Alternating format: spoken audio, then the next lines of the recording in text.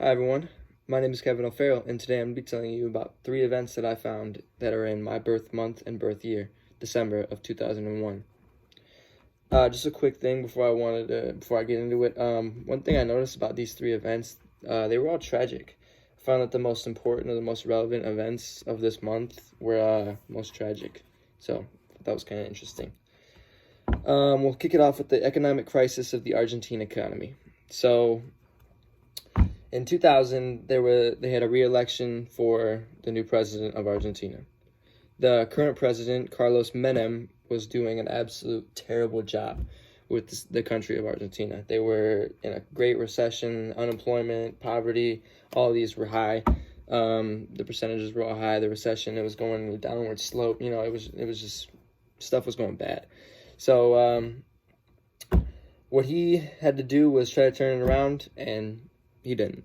He was too afraid to make any risky decisions or drastic decisions, and he even admitted it to the public that he was kind of too afraid, or he was spooked to do that. So I thought that was kind of weird. And a main reason why he won the election was because the dude he was running against was kind of almost exactly like Carlos Menem. Like, this guy believed the same things. The people knew he would not try to change the economy. He was a bit selfish, so they had to go with Fernando de la Rua. He was like, all right, we'll take this guy. And so he wouldn't do anything about the recession. He was not helping the economy at all. And then what set the people into just a great, just boosh, was the economic minister of Argentina. He imposes this new bill called Corralito.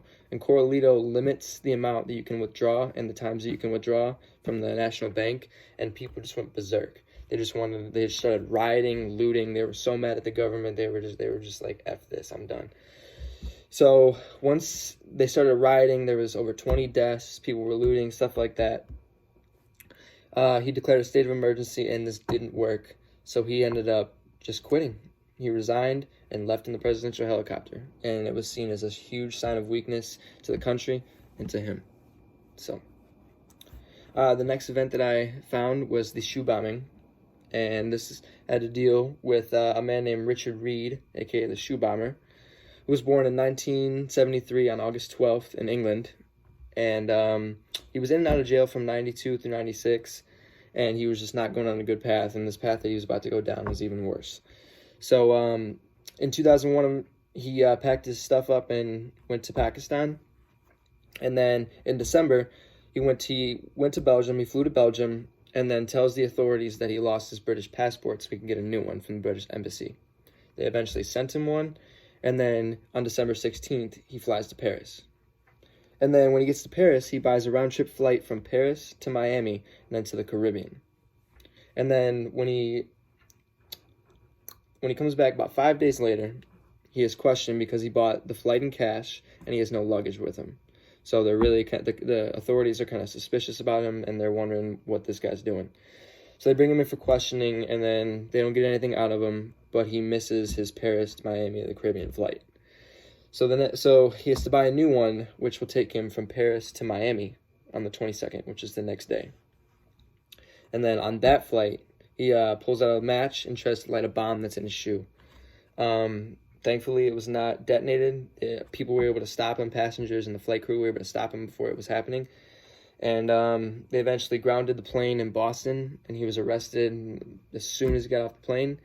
It took him 2 or 3 years to resolve the case and to figure it out, but he was eventually charged with the attempted terrorism, and then he was sentenced to life in a maximum security prison, charged $2 million. And then there was also a co-conspirator with him who was charged 13 years because he was kind of assisting him throughout the whole thing, but he backed off at the last moment. So the last event that I'm going to talk about is the Cape Town murder, and this had to deal with the South African president's ex-wife being murdered straight in her home. So on December 5th, Marieke de Klerk was found dead in her Cape Town high-security apartment. She was stabbed, and then she was strangled by her security guard, actually. her security guard was the one who did this. She suspected that it was rape. He was also charged with rape, but eventually they threw those away because there was not enough evidence to prove it.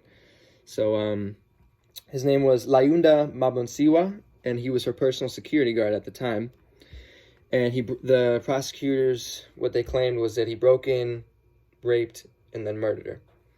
He pled guilty to the murder, but he did not plead guilty to the rape, and there was not enough evidence to convict him of that. So another cool little piece of information that I found was kind of cool. He was her personal security guard at the time, and he was 20 or 21. So this 21-year-old kid walks up into this this beautiful apartment of this high-class woman and then just kills her in cold blood. And I thought that was kind of weird. So if I had to choose one of these three events that happened, I would probably have to go with the shoe bombing. Would be my favorite and most interesting, because it's just like it was literally like 2 or 3 months right after 9/11 happened. There was obviously a lot of swirl going on about terrorism, and this guy just had the balls to go do it again. Like, he literally was about to go do it again after all this stuff was going down. So well, yeah, that's all I got for these 3 events. I really appreciate you guys for listening.